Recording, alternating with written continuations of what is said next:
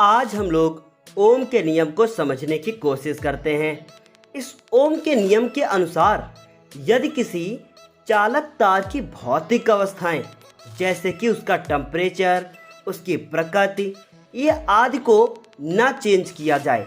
Temperature का sense ये हुआ कि जो आपको यहाँ पर ये वायर दिख रहा है, इस वायर के ताप को ना बढ़ाया जाए और साथ ही साथ इस वायर की प्रकृति को ना बदला जाए। जो ये वायर यहाँ पर यूज हो रहा है उसी वायर को यूज किया जाए आगे का प्रैक्टिकल करने के लिए। तो इस चालक तार के सिरों के बीच लगने वाला विभवांतर का सेंस हुआ पोटेंशियल डिफरेंस। आपको चालक तार का एक ये सिरा दिखा, ये चालक तार का दूसरा सिरा दिखा। इन चालक तार के सिरों पर जितना भी पोटेंशियल होगा उसका आप डिफरेंस निकालेंगे, जिसे हिंदी में विभवांतर कहते हैं। इस चालक तार के सिरों के बीच लगने वाला विभवांतर V, और यदि इस चालक तार में इस सेल के द्वारा, जो आपको यहाँ पर ये 3 सेल दिख रहे हैं, इन तीनों सेलों के द्वारा जो बैटरी बनाई गई है, इस बैटरी से कुछ ना कुछ करंट का फ्लो होगा। तो इस बैटरी से अगर बहने वाली धारा स्मॉल आई हो तो वो इसके डायरेक्टली प्रोपोर्शनल होगी। कहने का मतलब ये हुआ कि चालक तार के सिरों के बीच लगने वाला विभवांतर V, उसमें बहने वाली धारा I के क्या होगी, अनुक्रमानुपाती होगी।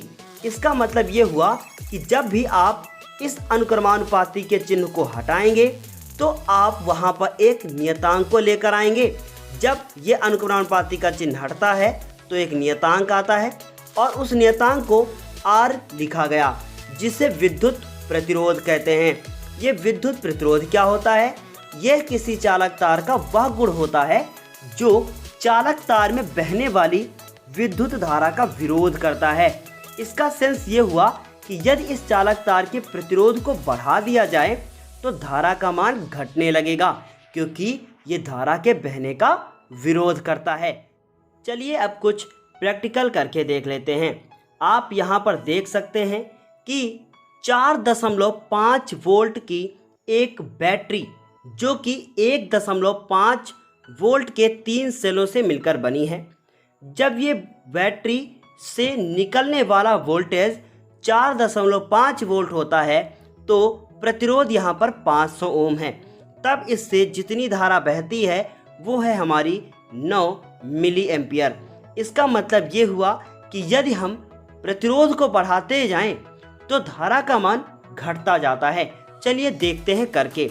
तो आप देख रहे हैं यहाँ पर जितना ज़्यादा रेजिस्टेंस बढ़ाया जा रहा है उतनी ही कम धारा होती जा रही है।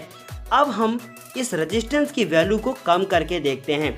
अभी आप यहाँ पर देख सकते हैं कि 1000 ओम का रेजिस्टेंस यहाँ पर लगा हुआ है। तब हमारी बहने वाली धारा 4.5 मिली एम्पियर है।